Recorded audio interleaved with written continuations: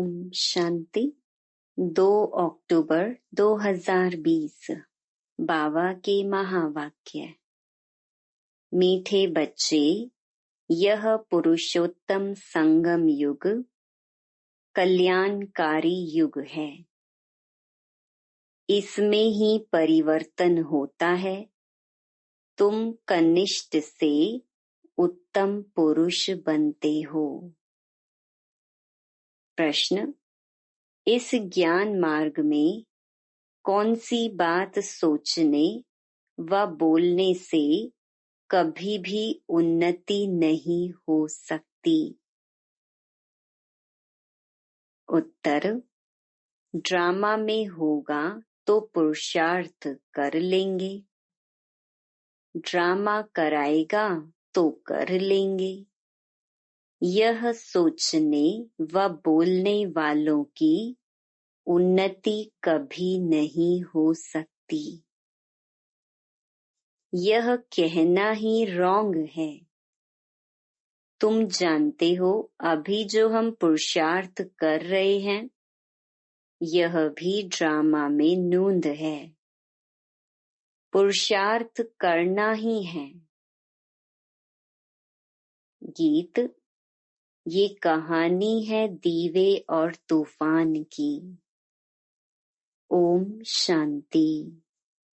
यह है कलयुगी मनुष्यों के गीत, परंतु इनका अर्थ वह नहीं जानते। यह तुम जानते हो। तुम हो अभी पुरुषोत्तम संगम युगी। संगम युग के साथ पुरुषोत्तम भी लिखना चाहिए। बच्चों को ज्ञान की पॉइंट्स याद ना होने के कारण फिर ऐसे ऐसे अक्षर लिखने भूल जाते हैं। यह मुख्य है। इनका अर्थ भी तुम ही समझ सकते हो। पुरुषोत्तम मास भी होता है। यह फिर है पुरुषोत्तम संगम युग। यह संगम का भी एक त्योहार है। यह त्योहार सबसे ऊंच है। तुम जानते हो, अभी हम पुरुषोत्तम बन रहे हैं। उत्तम ते उत्तम पुरुष, ऊंच ते ऊंच साहूकार से साहूकार, नंबर 1 कहेंगे लक्ष्मी नारायण को। शास्त्रों में दिखाते हैं बड़ी प्रलय हुई, फिर नंबर 1 श्री कृष्ण पीपल के पत्ते पर सागर में आया। अभी तुम क्या कहेंगे? नंबर 1 है यह श्री कृष्ण, जिसको ही श्याम सुंदर कहते हैं।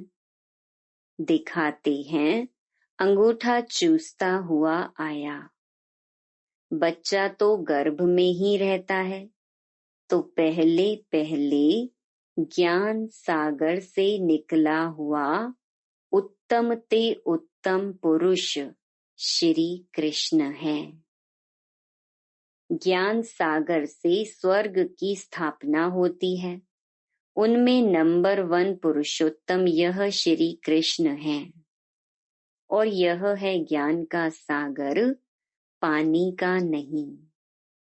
प्रलय भी होती नहीं। कई बच्चे नए नए आते हैं तो बाप को फिर पुरानी पॉइंट रिपीट करनी पड़ती है। सतयुग, त्रेता, द्वापर, कलयुग, यह 4 युग तो हैं। 5वां फिर है पुरुषोत्तम संगम युग।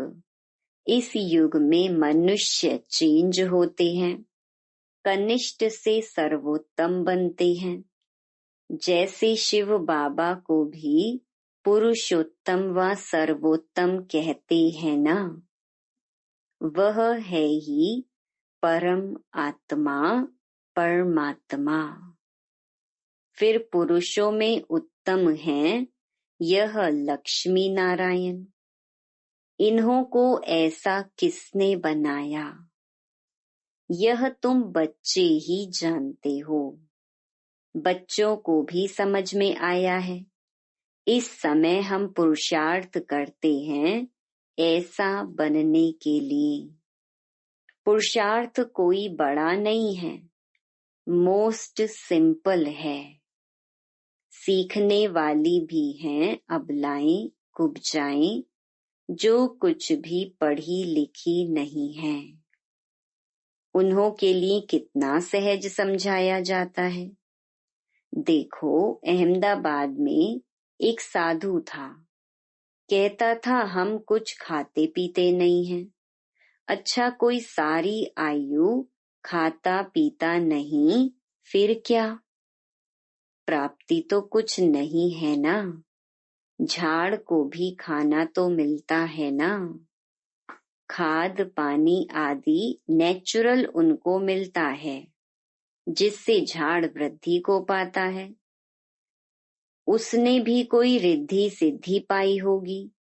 ऐसे बहुत हैं जो आग से पानी से चले जाते हैं। इनसे भला फायदा क्या? तुम्हारा तो इस सहज राजयोग से जन्म जन्मांतर का फायदा है। तुमको जन्म जन्मांतर के लिए दुखी से सुखी बनाते हैं। बाप कहते हैं, बच्चे, ड्रामा अनुसार हम तुमको गुहिया बातें सुनाता हूँ। जैसे बाबा ने समझाया है, शिव और शंकर को मिलाया क्यों है? शंकर का तो इस सृष्टि में पार्ट ही नहीं है। शिव का, ब्रह्मा का, विष्णु का पार्ट है। ब्रह्मा और विष्णु का ऑल राउंड पार्ट है। शिव बाबा का भी इस समय पार्ट है, जो आकर ज्ञान देते हैं, फिर निर्वाण धाम में चले जाते हैं। बच्चों को जायदाद देकर खुद वानप्रस्थ में चले जाते हैं। वानप्रस्थी बनना अर्थात गुरु द्वारा वाणी से परे जाने का पुरुषार्थ करना। परंतु वापिस तो कोई जा नहीं सकते, क्योंकि विकारी भ्रष्टाचारी हैं। विकार से जन्म तो सबका होता है। यह लक्ष्मी नारायण निर्विकारी हैं। उन्हों का विकार से जन्म नहीं होता है, इसलिए श्रेष्ठाचारी कहलाए जाते हैं। कुमारियां भी निर्विकारी हैं, इसलिए उनके आगे माथा टेकते हैं। तो बाबा ने समझाया कि यहाँ शंकर का कोई पार्ट नहीं है। बाकी प्रजापिता ब्रह्मा तो जरूर प्रजा का पिता हुआ ना। शिव बाबा को तो आत्माओं का पिता कहेंगे। वह है अविनाशी पिता।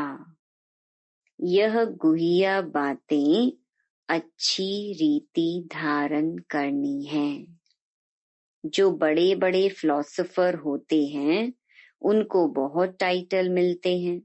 श्री श्री 108 का टाइटल भी विद्वानों को मिलते हैं। बनारस के कॉलेज से पास कर टाइटल ले आते हैं। बाबा ने गुप्ता जी को इसीलिए बनारस भेजा था कि उन्हों को जाकर समझाओ कि बाप का भी टाइटल अपने ऊपर रख बैठे हो। बाप को श्री श्री 108 जगत गुरु कहा जाता है। माला ही 108 की होती है। 8 रतन गाए जाते हैं। वह 5 विद ऑनर होते हैं, इसीलिए उनको जपते हैं। फिर उनसे कम 108 की पूजा करते हैं। यज्ञ जब रचते हैं तो कोई 1000 सालिग्राम बनाते हैं, कोई 10,000, कोई 50,000, कोई लाख भी बनाते हैं। मिट्टी के बनाकर फिर यज्ञ रचते हैं। जैसा जैसा सेठ अच्छे ते अच्छा बड़ा सेठ होगा तो लाख बनवाएंगे, बाप ने समझाया है, माला तो बड़ी है ना, 16,108 की माला बनाते हैं। यह तुम बच्चों को बाप बैठ समझाते हैं।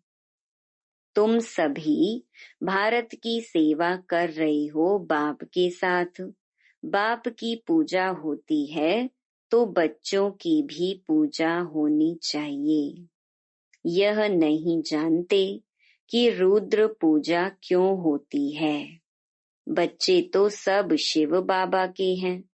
इस समय सृष्टि की कितनी आदमशुमारी है, इसमें सब आत्माएं शिव बाबा के बच्चे ठहरे ना। परंतु मददगार सब नहीं होते। इस समय तुम जितना याद करते हो उतना ऊंच बनते हो, पूजन लायक बनते हो। ऐसे और कोई की ताकत नहीं जो यह बात समझाए, इसलिए कह देते ईश्वर का अंत कोई नहीं जानते। बाप ही आकर समझाते हैं। बाप को ज्ञान का सागर कहा जाता है तो जरूर ज्ञान देंगे ना। प्रेरणा की तो बात होती नहीं। भगवान कोई प्रेरणा से समझाते हैं क्या? तुम जानते हो उनके पास सृष्टि के आदि मध्य अंत का ज्ञान है। वह फिर तुम बच्चों को सुनाते हैं। यह तो निश्चय है। निश्चय होते हुए भी फिर भी बाप को भूल जाते हैं। बाप की याद यह है पढ़ाई का तंत्र। याद की यात्रा से कर्मातीत अवस्था को पाने में मेहनत लगती है। इसमें ही माया के विघ्न आते हैं। पढ़ाई में इतने विघ्न नहीं आते। अब शंकर के लिए कहते हैं, शंकर आंख खोलते हैं तो विनाश होता है। यह कहना भी ठीक नहीं है। बाप कहते हैं, ना मैं विनाश कराता हूँ न वह करते हैं। यह रॉन्ग है। देवताएं थोड़े ही पाप करेंगे। अब शिव बाबा बैठ यह बातें समझाते हैं। आत्मा का यह शरीर है रथ। हर एक आत्मा की अपने रथ पर सवारी है। बाप कहते हैं, मैं इनका लोन लेता हूँ, इसलिए मेरा दिव्य अलौकिक जन्म कहा जाता है। अभी तुम्हारी बुद्धि में 84 का चक्र है। जानते हो, अभी हम घर जाते हैं, फिर स्वर्ग में आएंगे। बाबा बहुत सहज करके समझाते हैं। इसमें हार्ट फेल नहीं होना है। कहते हैं, बाबा हम पढ़े लिखे नहीं हैं, मुख से कुछ निकलता नहीं। परंतु ऐसा तो होता नहीं। मुख तो जरूर चलता ही है। खाना खाते हो, मुख चलता है ना। वाणी ना निकले यह तो हो नहीं सकता। बाबा ने बहुत सिंपल समझाया है। कोई मौन में रहते हैं तो भी ऊपर में इशारा देते हैं कि उनको याद करो। दुख हरता सुख करता वह एक ही दाता है। भक्ति मार्ग में भी दाता है तो इस समय में भी दाता है। फिर वानप्रस्थ में तो है ही शांति। बच्चे भी शांति धाम में रहते हैं। पार्ट नूंधा हुआ है जो एक्ट में आता है। अभी हमारा पार्ट है विश्व को नया बनाना। उनका नाम बड़ा अच्छा है, हेवनली गॉड फादर। बाप रचयिता है स्वर्ग का। बाप नर्क थोड़े ही रचेंगे। पुरानी दुनिया कोई रचते हैं क्या? मकान हमेशा नया बनाया जाता है। शिव बाबा नई दुनिया रचते हैं ब्रह्मा द्वारा। इनको पार्ट मिला हुआ है। यहाँ पुरानी दुनिया में जो भी मनुष्य हैं, सब एक दो को दुख देते रहते हैं। तुम जानते हो हम हैं शिव बाबा की संतान। फिर शरीरधारी प्रजापिता ब्रह्मा के बच्चे हो गए एडॉप्टेड। हमको ज्ञान सुनाने वाला है शिव बाबा रचयिता, जो अपनी रचना के आदि मध्य अंत का ज्ञान सुनाते हैं। तुम्हारी एम ऑब्जेक्ट ही है यह बनना। मनुष्य देखो कितना खर्चा कर मार्बल आदि की मूर्तियां बनाते हैं। यह है ईश्वरीय विश्वविद्यालय, वर्ल्ड यूनिवर्सिटी। सारी यूनिवर्स को चेंज किया जाता है। उन्हों के जो भी कैरेक्टर्स हैं सब आसुरी, आदि मध्य अंत दुख देने वाले हैं। यह है ईश्वरीय यूनिवर्सिटी। ईश्वरीय विश्वविद्यालय एक ही होता है जो ईश्वर आकर खोलते हैं, जिससे सारी विश्व का कल्याण हो जाता है। तुम बच्चों को अब राइट और रॉन्ग की समझ मिलती है और कोई मनुष्य नहीं जो समझता हो। राइट रॉन्ग को समझाने वाला एक ही राइटियस होता है, जिसको ट्रुथ कहते हैं। बाप ही आकर हरेक को राइटियस बनाते हैं। राइटियस बनेंगे तो फिर मुक्ति में जाकर जीवन मुक्ति में आएंगे। ड्रामा को भी तुम बच्चे जानते हो। आदि से लेकर अंत तक पार्ट बजाने नंबर वार आते हो। यह खेल चलता ही रहता है। ड्रामा शूट होता जाता है। यह एवर न्यू है। यह ड्रामा कभी पुराना नहीं होता है और सब नाटक आदि विनाश हो जाते हैं। यह बेहद का अविनाशी ड्रामा है। इनमें सब अविनाशी पार्टधारी हैं। अविनाशी खेल व मांडवा देखो कितना बड़ा है। बाप आकर पुरानी सृष्टि को फिर नया बनाते हैं। वह सब तुमको साक्षात्कार होगा। जितना नजदीक आएंगे फिर तुमको खुशी होगी। साक्षात्कार करेंगे, कहेंगे अब पार्ट पूरा हुआ। ड्रामा को फिर रिपीट करना है। फिर नए सिर पार्ट बजाएंगे जो कल्प पहले बजाया है। इसमें जरा भी फर्क नहीं हो सकता है।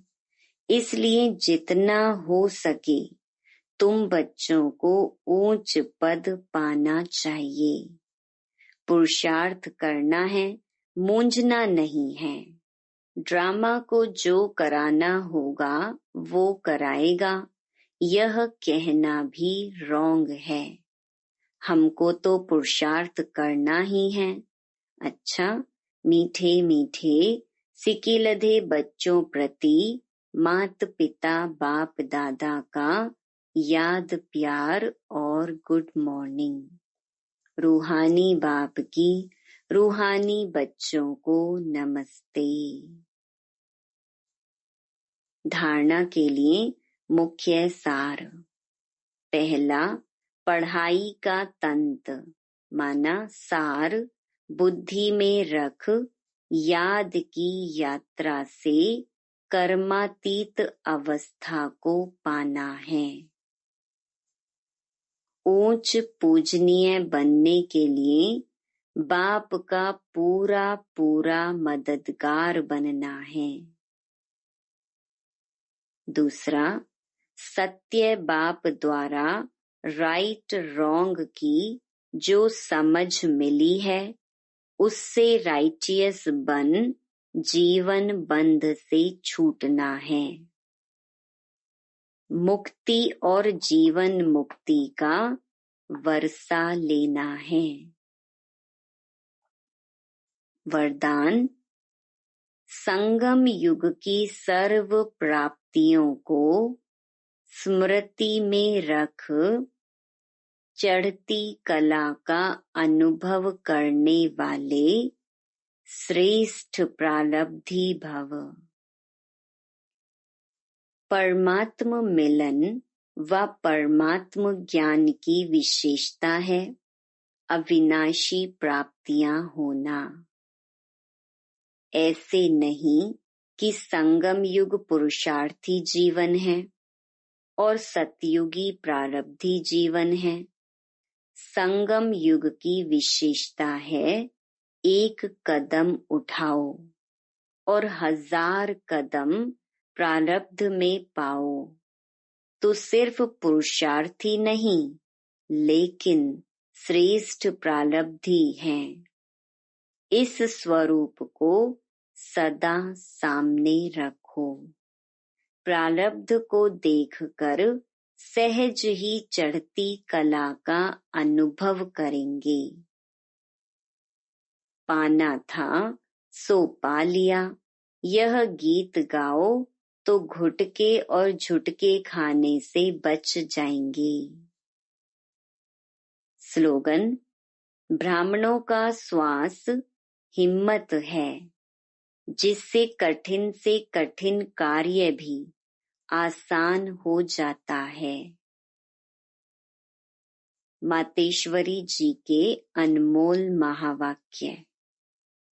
मुक्ति और मोक्ष। आजकल मनुष्य मुक्ति को ही मोक्ष कहते हैं। वो ऐसे समझते हैं जो मुक्ति पाते हैं वो जन्म मरण से छूट जाते हैं। वो लोग तो जन्म मरण में न आना इसको ही ऊंच पद समझते हैं, वही प्रारब्ध मानते हैं। जीवन मुक्ति फिर उसको समझते हैं जो जीवन में रहकर अच्छा कर्म करते हैं। जैसे धर्मात्मा लोग हैं, उन्हों को जीवन मुक्त समझते हैं। बाकी कर्म बंधन से मुक्त हो जाना वो तो कोटों में से कोई विरला ही समझते हैं। अब यह है उन्हों की अपनी मत, लेकिन हम तो परमात्मा द्वारा जान चुके हैं कि जब तक मनुष्य पहले विकारी कर्म बंधन से मुक्त नहीं हुआ है तब तक आदि मध्य अंत दुख से छूट नहीं सकेंगे। तो इससे छूटना यह भी एक स्टेज है। तो भी पहले जब ईश्वरीय नॉलेज को धारण करें तब ही उस स्टेज पर पहुंच सके, और उस स्टेज पर पहुंचाने वाला स्वयं परमात्मा चाहिए, क्योंकि मुक्ति जीवन मुक्ति देते वह हैं।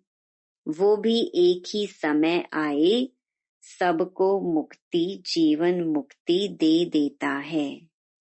बाकी परमात्मा कोई अनेक बार नहीं आते, और ना कि ऐसा समझो कि परमात्मा ही सब अवतार धारण करते हैं। Om Shanti. To watch Peace of Mind channel videos on YouTube, subscribe us on youtube.com/tvpeaceofmind. Just a click for a peaceful life.